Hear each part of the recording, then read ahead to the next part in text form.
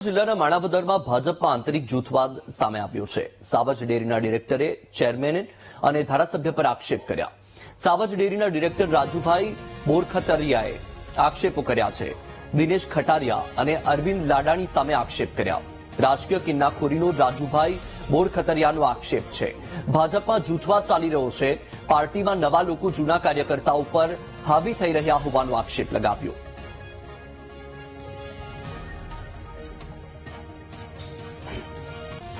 દિનેશભાઈ અને અરવિંદભાઈ લાડાણીનું આવ્યું છે। હું કોઈ વ્યક્તિ પૂજામાં માનતો નથી। મારા ગામની અંદર મનસુખભાઈ માંડવિયા અને અરવિંદભાઈ લાડાણી એ આવ્યા તો ભલે ને ગામમાં બે પાર્ટીઓ હોય, સરપંચ તરીકે અમે લડતા હોય, પણ અમે પાર્ટીને ભરેલા હોય તો અમને બોલાવવા જોઈએ ને। અમને બોલાવ્યા નહીં।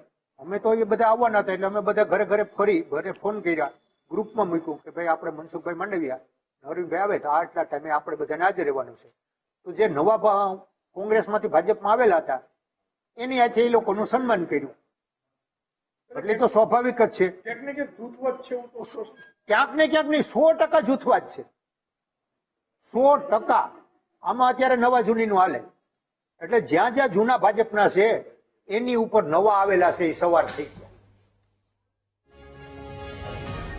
તો સાંભળ્યું તમે કે જૂનાગઢ જિલ્લાના માણાવદરમાં પણ ભાજપમાં આંતરિક જૂથવાદ સપાટી પર આવ્યો છે।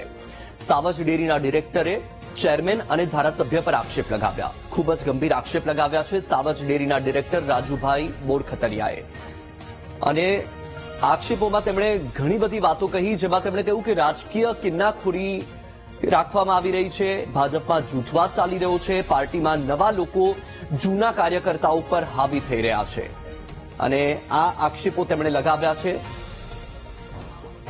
ધારાસભ્ય અને ચેરમેન પર।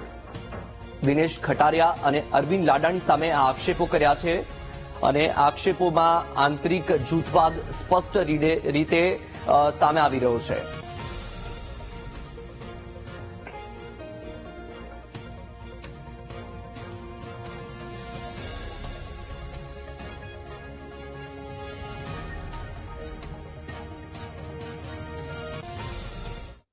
અને હવે